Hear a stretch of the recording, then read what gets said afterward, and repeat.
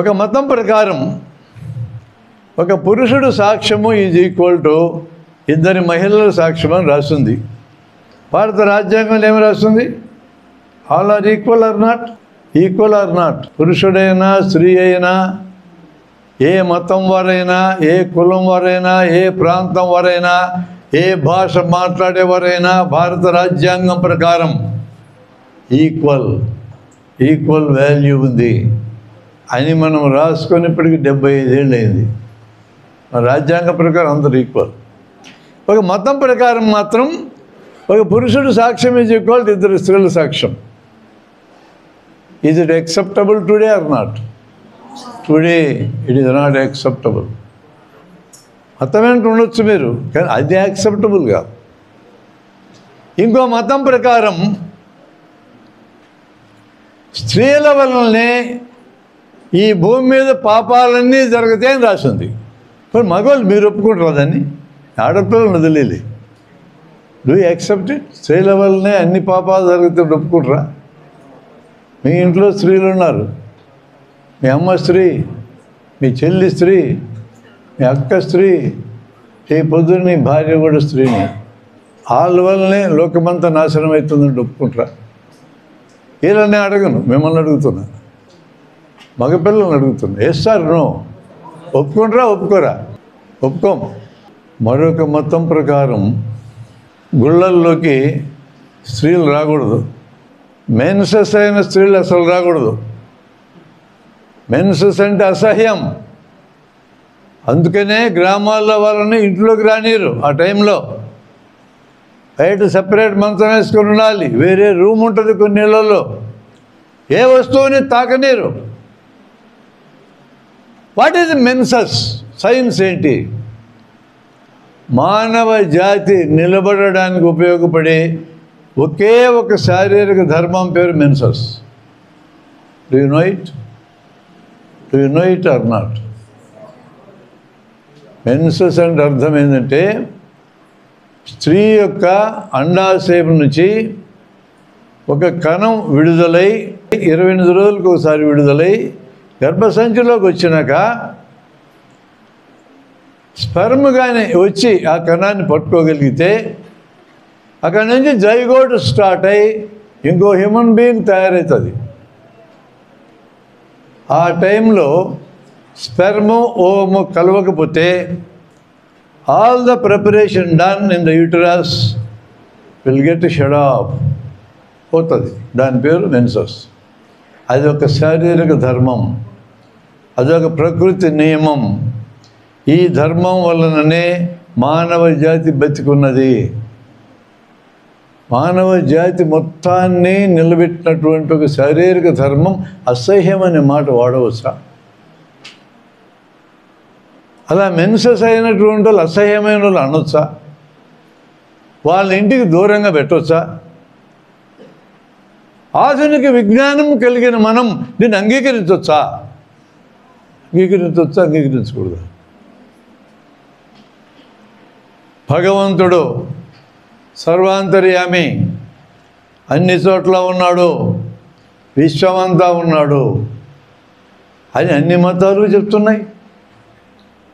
భగవంతుడు సర్వశక్తి సంపన్నుడు, భగవంతునికి లేని శక్తి లేదో, ఏమైనా చేయగలడు, సంకల్ప మాత్రంతో అయిపోద్ది పని, అంత గొప్పవాడు అని అన్ని మతాలు చెప్తున్నాయి. భగవంతుడు సర్వజ్ఞుడు, అతనికి తెలియదంటూ లేదు, అన్నీ తెలుసు అని అన్ని మతాలు చెప్తున్నాయి. భగవంతుడు సృష్టికర్త, ఈ సృష్టినంతా ఆయనే చేశాడు అని అన్ని మతాలు చెప్తున్నాయి. ఇవన్నీ సరైన కావని నేను చర్చించడంలా, నేను వాటిని స్వీకరిస్తున్నా. విశ్వమంతా వ్యాపించినటువంటి భగవంతుడు ఈ మైకులో ఉన్నాడా లేదా? ఇది విశ్వంలో భాగమా కదా? నాలో ఉన్నాడా లేదా? నీలో ఉన్నాడా లేదా? ఆ కెమెరాలో ఉన్నాడా లేదా? ఆ ఫ్యాన్లో ఉన్నాడా లేదా? లైట్లో ఉన్నాడా లేదా? యు నేమ్ ఎనీథింగ్, బట్ అన్నిటిలో భగవంతుడు ఉన్నాడు. దళితుల్లో ఉన్నాడా లేదా? బ్రాహ్మిన్స్లో ఉన్నాడా లేదా? దళితుడు గుళ్ళోకి వెళ్ళాలనుకుంటే గుడిలో విగ్రహంలో దేవుడు ఉన్నాడా లేదా? గుడి మెట్ల మీద దేవుడు ఉన్నాడా లేదా? గుడి విగ్రహంలో ఉన్న దేవుడి దగ్గరికి దళితుడిలో ఉన్న దేవుడు పోతే మీకు అభ్యంతరం ఏంది? మీకు అభ్యంతరం ఏం చెప్పండి. స్త్రీలో ఉన్న దేవుడు గుడిలో ఉన్న దేవుడి దగ్గరికి పోతే మీకు అభ్యంతరం ఏంది అని అడుగుతున్నాను నేను. నిజంగా దేవుడు విశ్వవ్యాపకుడని నమ్ముతూ ఉంటే, మీరు నమ్ముతూ ఉంటే, స్త్రీలో ఉన్న దేవుణ్ణి గుళ్ళో ఉన్న దేవుడి దగ్గరికి పోతే నువ్వు ప్రశ్నించకూడదు. నువ్వు ప్రశ్నిస్తున్నావంటేనే నీవు ఆ మతానికి ద్రోహివి. పెద్ద మాట అన్నానా? నువ్వు నమ్మడంలా దాన్ని.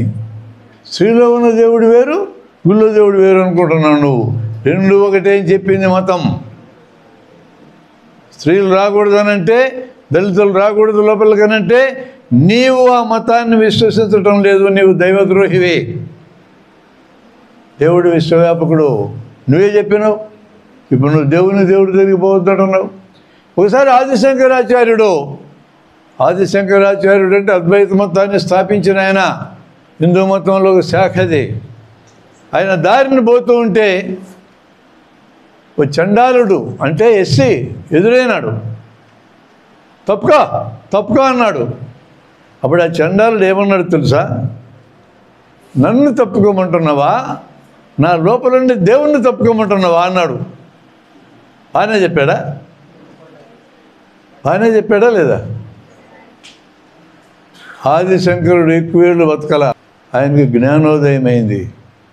ఏం మాట్లాడుతున్నాను నేను? అద్వైతం అంటే ఏంటి అర్థం?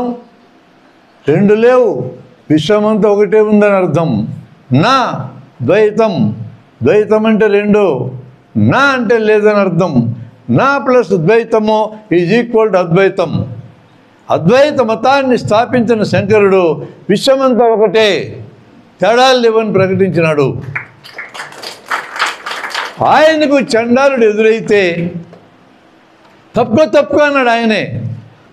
చండాలుడు అంటే చదువు లేనివాడు, తెలివిగలవాడు. వాడు ప్రశ్నించాడు, నన్ను తప్పుకోమంటావా, నా లోపల దేవుణ్ణి తప్పుకోమంటావా అన్నాడు. అంటే అందరిలో దేవుడు ఉన్నాడని శంకరుడే ఒప్పుకున్నాడు.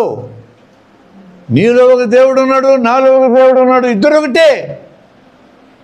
ఒకటే అయినప్పుడు ఎవరిని తప్పుకోమంటున్నావు అన్నాడు. నవ్ యూ టెల్ మీ, దళితుల గుళ్ళలోకి పోయినట్టు కరెక్టా కాదా? స్త్రీలను గుళ్ళలోకి పోయినట్టు కరెక్టా కాదా? సుప్రీంకోర్టు తీర్పిచ్చింది, స్త్రీలు గురువాయూరు గుడిలోకి, అయ్యప్ప గుడిలోకి వెళ్ళొచ్చని తీర్పు ఇస్తే కేరళలో ఒక పార్టీకి సంబంధించిన వాళ్ళు పెద్ద లొల్లి చేసినారు. ఆ లొల్లి చేసిన వాళ్ళందరూ నా లెక్కలో దైవద్రోహులు. ఎందుకు దైవద్రోహులు? దైవం అన్నింటా ఉన్నాడు అనేదిగా నువ్వు ఒప్పుకుంటే వాళ్ళ లొల్లి చేయకూడదు, వాళ్ళ సమస్య చేయకూడదు. నాకు ఆ పార్టీ అంటే వ్యతిరేకత లేదు మిత్రులారా. ఇప్పుడు పరిపాలిస్తుంది ఆ పార్టీ ఢిల్లీలో. మోడీ ఏంటని నాకు కోపం లేదు, ఎందుకంటే అద్భుతమైన స్టేట్మెంట్ ఇచ్చాడు మోడీ. మన దేశంలో ఆడపిల్లలు భద్రంగా ఉండాలి అంటే మగపిల్లల్ని పెంచడం మనం నేర్చుకోవాలన్నాడు, సరిగా పెంచడం నేర్చుకోవాలన్నాడు. కరెక్టా కదా? మరి ఇంత మంచి మాట చెప్పిన మోడీని నేను వ్యతిరేకిస్తున్నా? వాళ్ళ పార్టీని నేను వ్యతిరేకిస్తున్నా? కాదుగా. కానీ వాళ్ళ పార్టీ వాళ్ళు స్త్రీలు గుళ్ళోకి పోవద్దనంటే నేను వ్యతిరేకించాలా లేదా? మీరు ఇక్కడ ఇంజనీరింగ్ మాత్రమే నేర్చుకుంటే చాలదు, జీవితం గురించి నేర్చుకొని పోవాలా.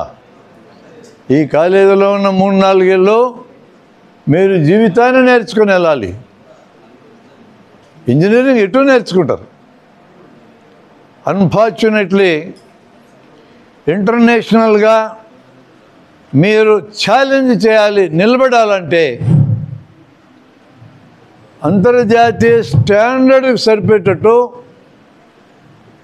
అంతర్జాతీయ స్టాండర్డ్స్కి సరిపెట్టట్టు మన దేశంలో తయారవుతున్న ఇంజనీర్లు 100కి 90 మంది ఆ స్టాండర్డ్స్లో లేరంటున్నారు. మనం ఆ 90 మందిలో ఉండకూడదు, 10 మందిలో ఉండాలి. ఒక సుందరి పిచ్చాయనో, నాదెల్ల సత్యనో, ఒక 4 పేర్లు చెప్పుకొని ఎన్నాళ్ళు బతకాల మనం? మనందరం సుందరి పిచ్చాలు ఎందుకుగాం, మనందరం నాదెల్ల సత్యాలు ఎందుకుగాం అనే కసి మీకు ఉండాలి. 10%లో ఉండాలి మనం, 90లో ఉండకూడదు. ఆ కసి మీలో వస్తేనే ఈ కాలేజీలో మీ చదువు మీకు ఉపయోగపడ్డట్లు లెక్క. అందుకే జనరల్ నాలెడ్జ్ నేర్చుకోవాలా, లోకం గురించి నేర్చుకోవాలా, బయట మాట్లాడేవన్నీ చూస్తూ ఉండాలా. కేవలం వాట్సాప్లో మాత్రమే చూస్తూ లైకులు ఇచ్చుకుంటూ కూర్చుంటే జీవితం నడవదు. వాట్సాప్ మెసేజ్ పెట్టడం, ఫ్రెండ్కి మళ్ళీ వెంటనే మెసేజ్ చూసినవా అని వాడు లైక్ చేయాలా. లైక్ లేని వచ్చినాయి చూసుకోవడం. ఇది కాదు జీవితం అంటే. వాడు లైక్ చేస్తే నీకెందుకు, లైక్ చేయకపోతే నీకెందుకు, నువ్వు పోస్టులు పెట్టావు తన్నుకు శస్త్రాలే ఇట్లా, అంతే, నీ పని అయిపోయింది. That is the critical thinking you shall have. రేపు 28వ తేదీ దానికి ఒక ప్రాముఖ్యత ఉంది. ఎవరు చెప్తారు మీరు? National science day. ఎందుకు నేషనల్ సైన్స్ డే అయింది? అది ఫస్ట్ ఛాన్స్ మీకే, మీ నలుగురికే. ఎందుకు నేషనల్ సైన్స్ డే అయింది? రా, అది ఎందుకు నేషనల్ సైన్స్ డే అయిందో నీ పేరు చెప్పి నువ్వు 2 మాటలు చెప్పు. Why that day is designated as national science day, జాతీయ సైన్స్ దినం కింద ఎందుకు మారింది? Birthday. Is it C V Raman birthday? Is it C V Raman birthday or some other day? C V Raman birthday కాదు, మరేంది? రామన్ ఎఫెక్ట్ కనుక్కున్న దినం. గుడ్, కూర్చో. రామన్ ఎఫెక్ట్కి, సివి రామన్కి నోబెల్ ప్రైజ్ వచ్చింది. ఆ రామన్ ఎఫెక్ట్ని ఆయన కల్కటాలో ఒక ల్యాబ్లో ఉండి 140 రూపాయలు ఖరీదైన ఎక్విప్మెంట్ సాయంతో కొనుక్కున్నారు. Only 140 rupees. అంతర్జాతీయంగా దానికి పేరు వచ్చింది. రామన్ ఎఫెక్ట్కి నోబెల్ ప్రైజ్ వచ్చింది. వచ్చేప్పటికి 93 ఏళ్ళు దాటింది, 93 years. What is Raman effect? Raman effect అంటే ఏంటి? తప్పు చెప్తామనే భయపడద్దు తల్లి. మనకి పూర్తి హక్కు ఉంది తప్పులు చెప్పే హక్కు. మనం పుట్టినప్పటి నుంచి తప్పులే చేస్తూ ఉంటాం. నడిచేటప్పుడు మీరు తప్పులు చేసి కింద పడి మోకాలకి రంధ్రాలు పడ్డాయి, గుర్తొచ్చిందా? మీ మోకాలకి మచ్చలు ఉన్నాయి, తప్పులే. బతుకంతా తప్పులే. తప్పుల్లోంచి నేర్చుకోవడం. కమాన్. మీరు ముందుకు రాకపోతే మిమ్మల్ని ఎవడు గుర్తించి మెడలో దండలేసేటోళ్ళు లేరు ఈ భూమి మీద. పోరాడాలంతే, కసితో పోరాడాలి. కమాన్. రామన్ ఎఫెక్ట్ అనగా ఏమి? బ్రీఫ్గా చెప్పు, ఒక్క నిమిషం చెప్పిన చాలు నాకు.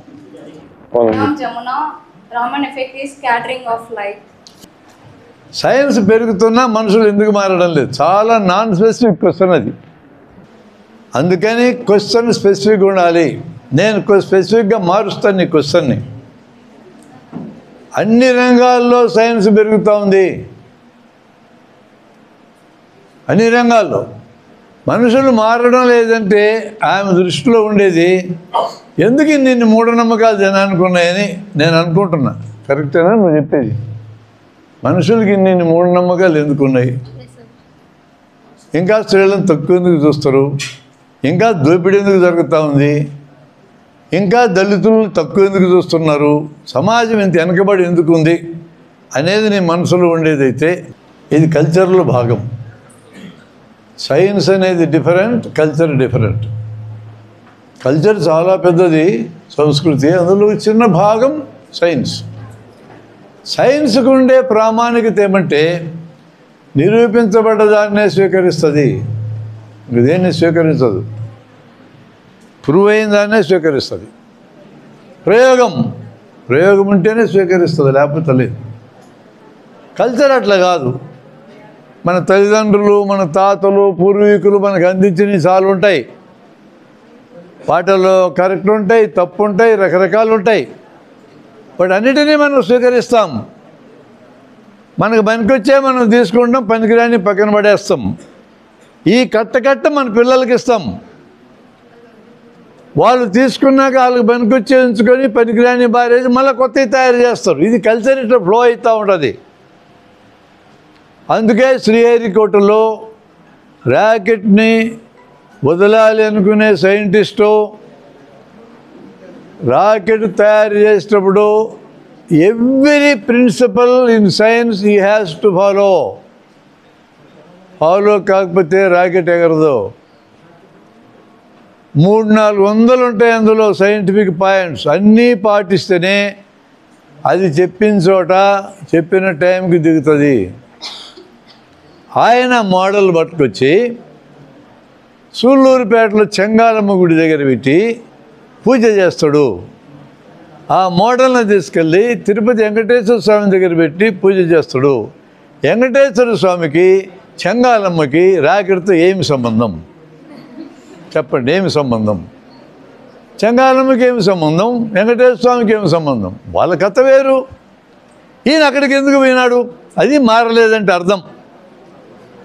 అంటే జీవితంలో అన్ని రంగాలలో సైన్స్ను ఉపయోగించుకోవాలి అని అనుకుంటే ఈ పనులు చేయం. ఒక చిన్న తేడా వస్తే కల్పనా చావ్లా ప్రయాణం చేసే ర్యాకెట్ గాలిలో పేలిపోయింది. ఒక్క చిన్న తేడా. That is the scientific thing. ఒక చిన్న తేడా వస్తే కంకార్డ్ విమానాలు ఫెయిల్ అయినాయి.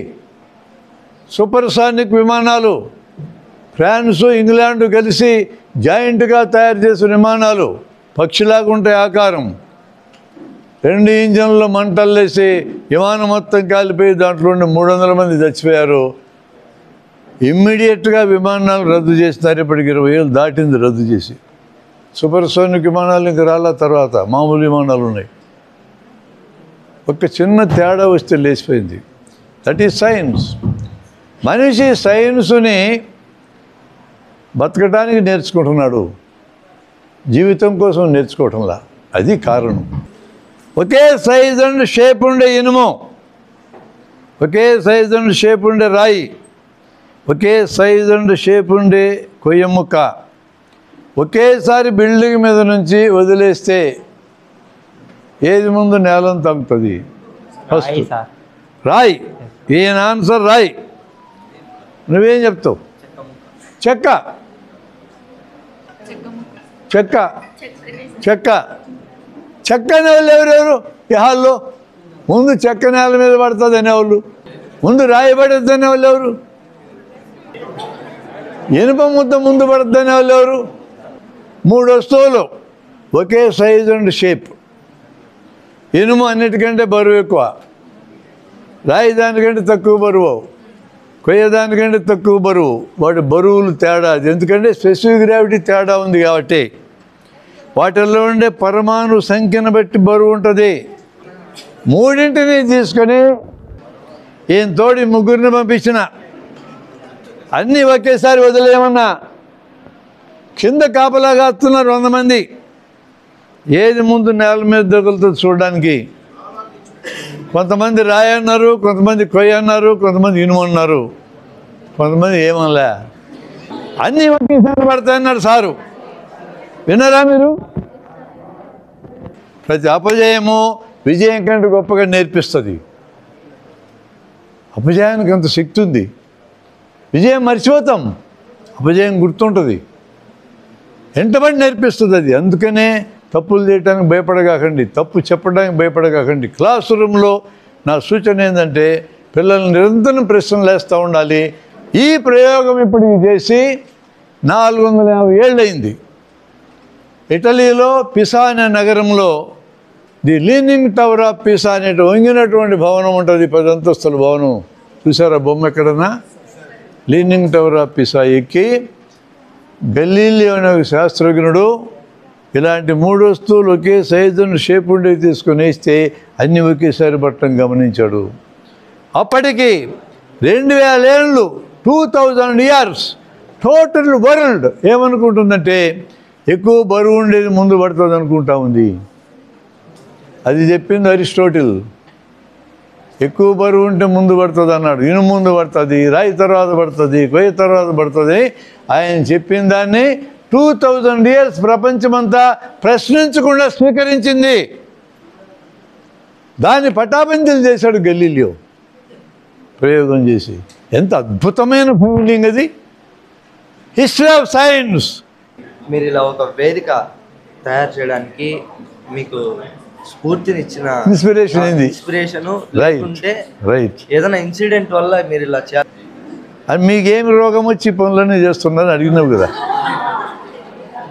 ఏం శుభ్రంగా ప్రాక్టీస్ చేసుకుని సంపాదించుకోక ఏ పని పిల్లలతో?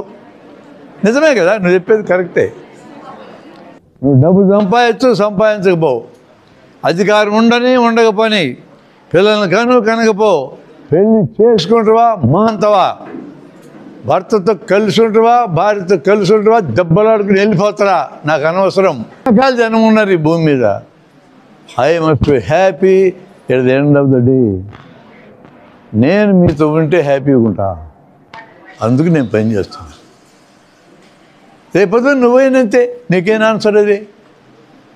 నువ్వు ఎంతైనా సంపాదించుకో, హ్యాపీగా ఉండాలా.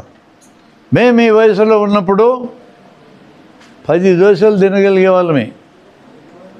ఒక దోశ కొనుక్కోవడానికి పైసలు లేవు. ఈ వయసు వచ్చినాక 100 దోశలు కొనగలం, ఒక దోశ తినలేం. కారణం ఏంటి? దోశలో ఉప్పు ఉంది, మాకు బీపీ ఉంది. దోశలో పిండి పదార్థం ఉంది, మాకు షుగర్ ఉంది. దోశలో నూనె ఉంది, మాకు కొలెస్ట్రాల్ ఉంది. అదొక బతుకేనా? సంపాదించుకొని ఏం చేస్తారా? గుట్టలు సంపాదించి చస్తారు. No, that life I don't want. I must be happy till the last minute of my life. అది నా గోల్. మా వేదికలో ఉండే మా కార్యకర్తలందరూ ఈ సూత్రాన్ని నమ్ముతారు. లేకపోతే వాళ్ళకేం పని? టీచర్లు శుభ్రంగా బడిలో పని చేసుకోవచ్చుగా. రాజశేఖర్ మంచి ఆర్టిస్ట్, ఆయన బొమ్మలేస్తారు అద్భుతంగా. సనవుల్లో అద్భుతంగా మాట్లాడతాడు. మా విశ్వనాథ్ బ్రహ్మాండంగా మోటివేట్ చేస్తాడు. ఆ సార్ అక్కడి నుంచి జవాబు చెప్పినాడు నాకు. ఈయన పెద్ద స్కూల్ పెట్టి నడిపినాడు. ఏం పని వీళ్ళందరికీ ఇక్కడ? మేము నమ్ముతున్నాం దాన్ని. నేను డాక్టర్ని, నేను ఒక గుండె ఆపరేషన్ చేస్తే గంటలు చేసేస్తా, ₹1,00,000 వస్తాయి నాకు. 1,00,000. మీ ఐటీ రాసిన వాళ్ళకి ఇనిషియల్గా 1,00,000 వస్తే నెలకి గొప్ప. నాకు గంటకు 1,00,000 వస్తుంది నా పొటెన్షియల్. అదేది ఇవ్వని హ్యాపీనెస్. నాకు నచ్చిన పని, నాకు ఇష్టమైన పని చేస్తే నాకు వస్తుంది. నాకు రాయడం అంటే ఇష్టం, చదవడం అంటే ఇష్టం, తిరగడం అంటే ఇష్టం, మాట్లాడడం అంటే ఇష్టం. ఎవరిని కలవకుండా ఒంటరిగా కూర్చొని ఆలోచించుకోవడం కూడా ఇష్టమే. అన్నీ ఇష్టమే నాకు. I love my life, I love people. అది నాకున్న ఇంట్రెస్ట్ క్యారెక్టర్. ఎన్వి జ్ఞాన వేదిక మాకున్న జ్ఞానాన్ని జనానికి ఇవ్వాలనుకుంటున్నాం మేము. ఇది పని. అది ఫైనల్గా at the end of the life మా శరీరాలను కూడా మెడికల్ కాలేజ్కి ఇవ్వాలనుకున్నాం మేము. రాసిచ్చేస్తాం. అంటే మేము చనిపోయినా కూడా చదువు చెప్తాం. బతికుండగే కాదు, చచ్చిపోయినా కూడా చదువు చెప్తానే ఉంటాం. అది మాకున్న ఎయిమ్. అది మమ్మల్ని నడిపిస్తుంది.